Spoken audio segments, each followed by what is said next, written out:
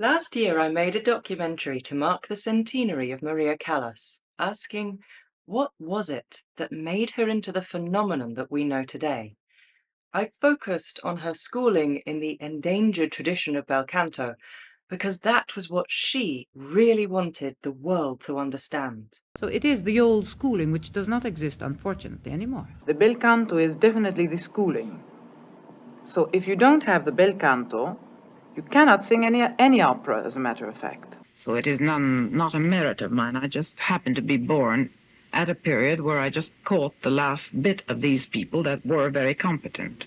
Something she didn't like to talk about was her natural talents, but it was, of course, her rare combination of gifts that elevated her to legendary status. Parce que moi, vous dites que je suis grand, moi je ne m'en aperçois pas. Je crois que vous êtes des fous, que vous me faites tellement des compliments, pardonnez-moi. I didn't have much space to dwell on them last time, so here is a compilation of what I cut out from Becoming Callas Part 1.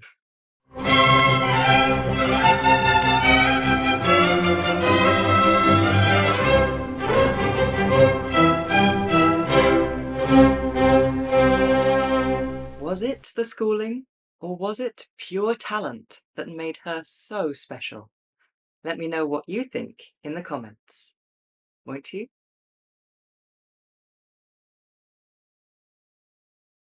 Do you think you have the most beautiful musical voice in the world? I don't know what you mean by that musical voice. Well, do you think your voice is for pure beauty as pleasant to hear as the voice of Renata Tebaldi, for example? Well, you see, there's one thing. I can hear Renata Tebaldi and I cannot hear my voice. Mm-hmm. That's different. I admire Renata Tebaldi's tone. It's beautiful. Also some beautiful phrasing. I have admired it. Sometimes I must say that I wish I had her voice because I don't know what kind of a voice I have. You hear my voice as I don't hear it. So I can't judge. There were many people that used to say, well, her high notes are beautiful, but her middle notes are not. And the other one said, oh, the middle notes are beautiful, but the top are no good. And, well, the other one would come out saying the low notes are beautiful, but in other words, they wouldn't agree.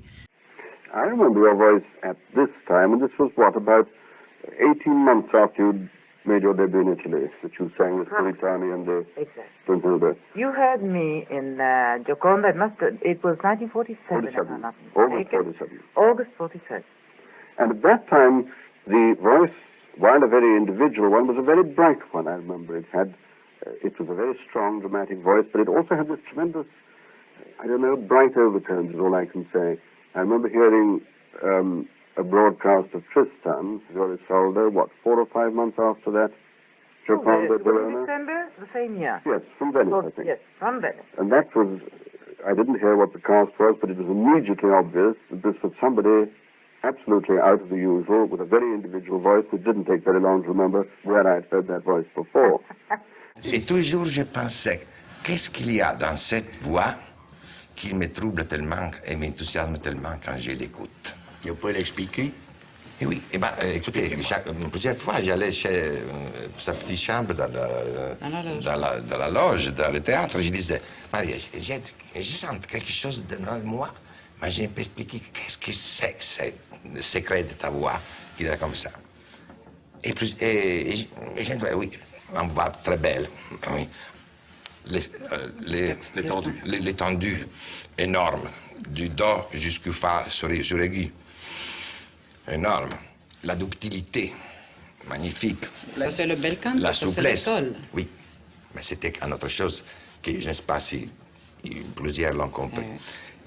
Elle a des particulières vibrations des harmoniques, comme les rossignols, le nachtigall. Oh oui. Quel compliment. Oui. Non, ça c'est la vérité. Non, et c'est une vérité. Tu es venu un jour dans ma loge et tu m'as expliqué quelque Oui. chose à propos de Puritani. Là, j'interromps. Oui. Parce qu'il m'a dit, moi je voulais, je me souviens toujours de ça, je voulais te couper en 1000 morceaux pour savoir qu'est-ce qu'il y a dans ta voix. Et alors, vous savez qu'est-ce qu'il m'a dit après? Il a dit, Bon, j'ai commencé par dire, bon, là, je comprends. Et tout d'un coup, j'ai rien compris. J'étais complètement bouleversée. J'ai rien compris. J'étais émue. Ça y est, c'est fini. Je comprends plus rien. Alors, tu n'as jamais pu expliquer. Ça, je me souviens. Vous avez compris, finalement? Oui, mais c'est une raison que j'ai compris vraiment avec une analyse dedans moi. Plusieurs fois, et prenant sa voix et ces disques, ces bandes que j'avais, et je me dis, je vais expliquer. Il y a des vibrations, des harmoniques particulières que je ne trouve pas dans aucune voix que j'ai connue. J'étais garçon lorsque j'ai connu Claudia Muzio, par exemple. Magnifique voix. Et aussi quand j'ai connu Rosa Poncelle. Aussi. Oui. Admirable. Admirable oui. artiste de chant, oui. Mais, magnifique voix, de grandes lignes, mais il n'avait pas ce secret de cette vibration particulière, que c'est une vibration qui donne des harmoniques. C'est la chaleur, peut-être, que je donne. Et la chaleur, oui, mais c'est une chose qui a seulement les oiseaux. Et alors, c'est une chaleur qui aussi est liée à quelque chose de particulier de ta voix, qui dans notre époque, il n'y a aucun artiste de chant. When you were working with Elvira de Hidalgo, you started to study roles, presumably? Frankly, when I started working with her, it was a year after I had worked with another teacher. Oddly enough, she had a French method, which was placing the voice in the nose, rather nasal. It didn't do me that much harm, in fact. And I had the problem of not having low chest tones, which is essential in the bel canto, or in the Italian music. Essential because, as you know, the chest notes have to build the bridge from the chest notes to the middle register and then on. And that's where I learned my chest tone. So when she heard me on an audition, she immediately confesses that she was most attracted by this instrument. But my answer was mainly a rather heavy voice. A true soprano then, when you were very young? They say I was not even a true soprano. I was rather towards a mezzo, but that immediately took wings. Was it a very Greek voice, do you think, then? Did other people have voices at all like yours? Hard to tell. I wouldn't know. Really, that's very difficult to tell. But Hidalgo had one, which is the bel canto way, that no matter how heavy a voice, it should always be kept light. Always be worked on a flexible way. Never to weigh it down. Comme il était musicien, il pouvait apprendre avec facilité. C'est une espèce de phénomène, parce qu'il avait des notes graves, très fortes, très bien. Il avait son médium, la même chose, et puis il partait dans les notes élevées jusqu'en mi naturel. Il réunissait tout, n'est-ce pas? La voix, le chant, l'interprétation, et puis sur la scène, il était magnifique, il était belle. Puis il avait des mains magnifiques. Alors déjà. Oui, déjà. But what impressed me was in Forza del Destino in Trieste, one of those famous 4 months before I worked, from one contract to another, they used to say that, well, she does know how to move on stage. That really was something that I'll never forget. Tell me, did you, went along with this fabulous technical training in bel canto that you had as a very young girl, did you also have training in acting? Because of course this is this is so rare. You have somebody who has the command of bel canto. I was curious. I interrupt you, but I was most curious when I had Elvira de Hidalgo again now a month ago at my home, and I asked her, well, was I since a child always easy on acting, and she says yes, you were amazingly so. I even then admired the way you moved your hands and your body, and these were all new to me, and yet, she says, I was considered a good actress, and I had seen the greatest. I saw that there was something different and completely your own. And she admired also then my hands. So you see, it was since I was a child. It's nothing. Though I remember that the very first experience, when I was still 13 years old, I didn't really know what to do with my hands. But I remember then we had a operetta director. He was Renato Mordo. He's dead now. And he had said then two things that stuck to my mind. One, never move your hand unless you follow it with your mind and with your soul. It's a strange way of putting it, but it's so true. It must be strings of the heart and the mind. Well, this seems to me that it pervades everything that you do, whether it's your hands or your... Well, I don't know. He's probably said this to other people, and they haven't made it their own. But I am a sponge. I love to grasp whatever other people say, and I take what's good in it, what I feel is good for me, and I leave the rest. But I am a sponge, I must say. And the second thing he said was that when your colleague sings the role to you, sings his lines, try and forget what he's supposed to say, and your reactions must be as though you had never heard what he's saying, and it's all a first reaction. So you see... And you're able to do that?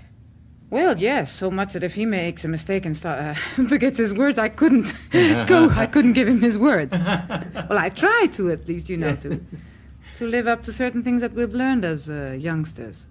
And yet everything you do is so very much your own. Yes, but it's always new. I try to forget on stage what I was supposed to do. And it must be studied at home, yes. But once you're in the theater on stage, it must have something new about it. You must loosen up and just, work yourself around, even if you had studied to go to the right instead of the left. Well, never mind. If it comes that you should go to the left, it's more real. The public will like it better. It should be real. It has to be really you. It has to be real. It has to be. And in fact, if you notice, I don't know if you followed me that much, at every performance, there's always something different. Yes, I have noticed that. I cannot do the same gesture the same way. It cannot be. It's like a signature. Two signatures cannot be alike. And yet they are always Maria Callas. Yes, but they vary because it's according to the phrase, to the voice, to what the other colleague, how he feels. There's always an elasticity about music and about art, I feel. But of course, up to a certain limit. You felt, that performance might well shift ever so slightly differently every night. It is wonderful to have a proper actress or actor who then can sing, of course, like an angel. That power that she had of being able to act, of being able to look like that, of being able to sing like that, is grossly unfair. Je pense que Maria Callas, en plus d'être une très grande cantatrice, je crois qu'elle est une très grande actrice. Merci. Je l'ai toujours pensé, tu le sais. Parce que je crois que même si tu n'avais pas chanté sur la scène lyrique, tu aurais été quand même énorme. Mais tu comprends ce que je veux dire? Oui, mais c'est un compliment, tu sais. It amuses me enormously to dominate a difficulty. I sense that. I like challenge. Yes, I'm sure. Well, what more is there in life if we're not challenged to really dominate something that's nice and to offer to the public with the maximum of ease? Greta Garbo, je la connais. Elle m'a dit un très drôle de discours parce que j'ai demandé comment ça se fait que vous avez quitté comme ça. Et elle a dit, j'ai quitté parce que c'était le destin. J'ai dit, comment c'était le destin? Vous faisiez le destin dans le temps. Non, elle a dit. C'était le destin et en plus, les hormones. Elle m'a dit exactement ça. Et j'ai dit, mais qu'est-ce que vous voulez dire par ça? J'ai dit, vous avez laissé la carrière sur...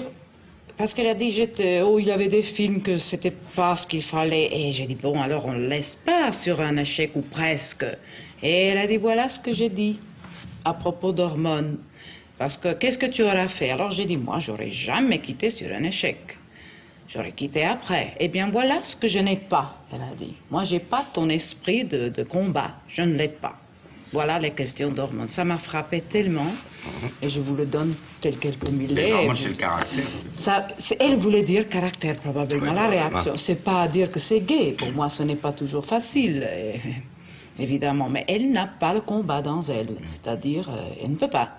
On parlait de caractère à propos. Et on dit, vous avez mauvais caractère. Monsieur Visconti, qu'est-ce que tu dis? Maria a un caractère extraordinaire. Je veux dire, peut-être elle a très mauvais caractère dans la vie. Je ne sais pas. Oh. Mais dans le travail, je crois, c'est l'actrice que j'ai eue avec moi, la plus disciplinée, la plus acharnée sur son travail, la plus scrupuleuse qu'on puisse demander. Vraiment extraordinaire. Et tu crois vraiment que tout le monde était fatigué, elle n'était pas fatiguée, elle voulait continuer les répétitions, tu te rappelles parfois? Oui, je me souviens. Parce qu'il voulait perfectionner un certain détail Que moi, j'aurais même dit, bon, on peut continuer. Non, non, non, non, elle dit, il faut refaire ça, c'est pas bien, pas bien. Enfin, c'est comme ça qu'on fait quelque chose de beau. Vraiment comme... Et alors, évidemment, je fais travailler tous autour de moi. Et des fois, on dit, oh, celle-là, elle a de caractère parce qu'ils font de plus. Et le plus, c'est que ce que fait le beau spectacle. Ouais, mais Marie est une perfectionniste. Évidemment, donc les gens qui ne sont pas perfectionnistes pensent que Maria a un caractère difficile. Mais c'est pas vrai, c'est eux qui n'ont pas envie de travailler ou de perfectionner leur travail, vous comprenez? Avec moi, ça allait très bien parce que je suis autant ennuyeux que Maria sur le travail. N'est-ce pas? Oui, et on travaille très bien ensemble. On a parlé beaucoup des caprices de Maria Callas, etc., de son caractère particulier, etc. Bien. Et je vais parler. Personne plus de moi, il ne peut pas dire la vérité sur ce sujet. La conscience artistique de cette femme, c'était tellement énorme qu'elle prétendait également la même conscience artistique dans le chef d'orchestre, la même conscience artistique, oui, dans la direction du théâtre et dans tous les castes de l'ensemble. La distribution. Et la distribution. Alors, quelquefois, cette même conscience n'était pas dans les autres. Et alors, elle s'est refusée de participer à une situation qui n'était pas artistiquement parfaite. Alors, ça a commencé à dire un caractère devient difficile. Non, j'ai toujours estimé beaucoup cette rigueur absolue qu'il avait avant tout avec soi. Pour cette raison, elle prétendait justement aussi dans les autres collaborateurs. C'est pas moi, c'est envers la musique encore qu'on prétend ça. Merci. Et alors, c'est tout ensemble, tout que fait l'ensemble d'une grande artiste. Mais vous n'êtes pas contente de l'interprétation? Vous m'avez démoli au téléphone l'autre jour l'interprétation d'un de ces airs qui était sur ce disque et que j'admirais particulièrement. Vous me l'avez démoli phrase par phrase, n'est-ce pas? Et j'avais raison. Et vous le pensez, et je crois que le fait que vous pensiez cela, justement, est le signe de ce que vous disiez de vous, Lucchino Visconti, tout à l'heure, c'est que vous êtes avant tout une perfectionniste. Mais je ne peux pas tricher avec moi-même. Bravo. Madame Callas, tout à l'heure, vous m'avez dit que je n'étais pas contente de moi. Je ne suis jamais contente de moi. Comme vous dites, et je vous remercie, toute l'après-midi, vous m'avez donné de grands artistes et j'en suis très sensible, mais enfin, je suis aussi un peu gênée par les compliments. You sound very self-critical. Terribly, and I could overdo it. But I prefer that with all my crises rather than just sit down and enjoy glory, because sitting down and enjoying glory means the end of a great art. Because you're happy with what you do, and then there's no progress. And you don't have changes. And there's no... Well, since you are so self-critical and so aware and so determined to grow, could I ask you, can you remember what has been for you? I'm not determined to grow. I am, forgive my correcting you there. Please. It is my will to do what I do better. It's a matter of feeling well with myself. That's what I mean by growing. See what I mean? Yes. I mean, well, I'm happy with myself. I did my best. Yes. And tomorrow I'll do even more. Yes. So you see, it's a matter of amour propre. How can we say it? Of pride. Feeling of pride, of duty, yes. Yes. I do it for myself. Yes. You say you have struggled psychologically, you have struggled artistically, you discipline yourself.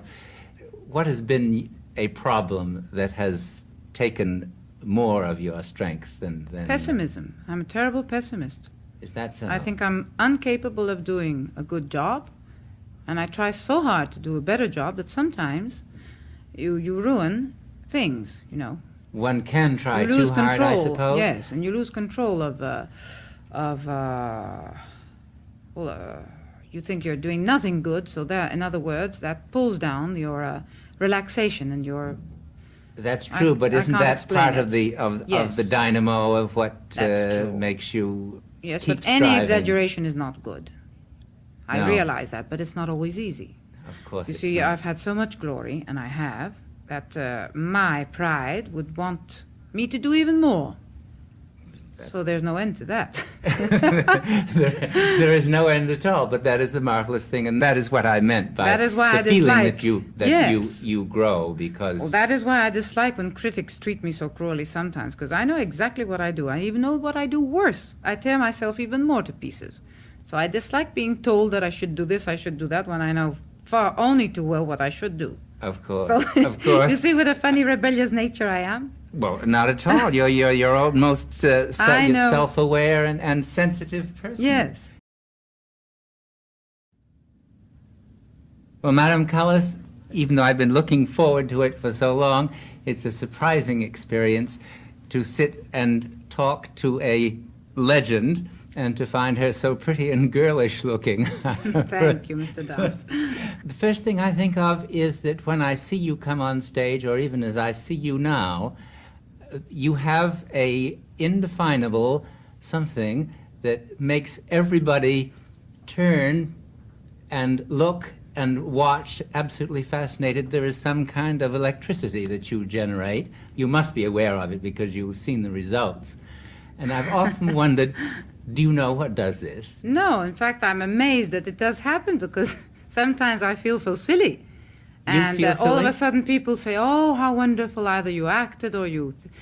And it's a shock to me because I think really that I should have never have done things. I don't know. I don't really realize it. You don't realize it at all? I'm always surprised at it. It's extraordinary, and it's not just when you're in action. I've been told that, and I'm deeply flattered, but I really cannot realize it. Because really there are times at certain rehearsals when I come out, I don't know anything about anything, and I'm in the midst of all people, all chorus, and I'm immediately looked out and immediately found on stage. Yes, I'm not indeed. dressed up for the opera, I'm dressed up civilian clothes.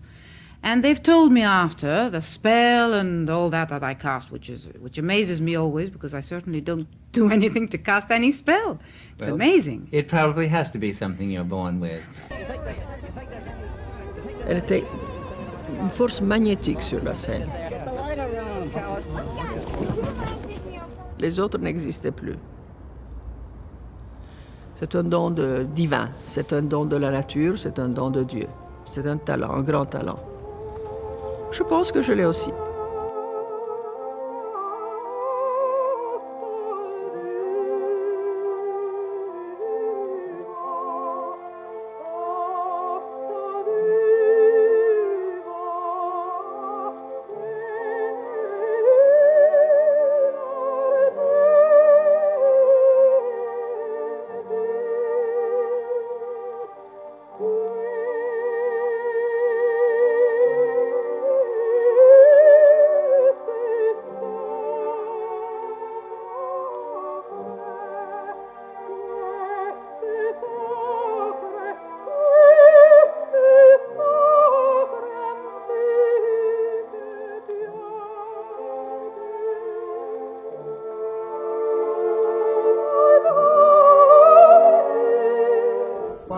Nous avons beaucoup de respect pour les chanteurs qui, comme elle, ont le courage de chanter seuls face aux autres.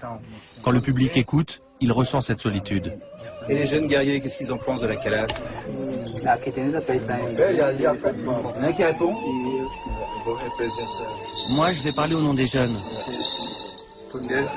Cette musique, ce n'est pas notre culture. On ne sait pas ce qu'elle signifie. Nous, on ne peut que regarder et écouter. Mais elle nous touche. Je trouve ça bouleversant. Sans la comprendre, on sent qu'il y a quelque chose de sacré. Je vous vois tous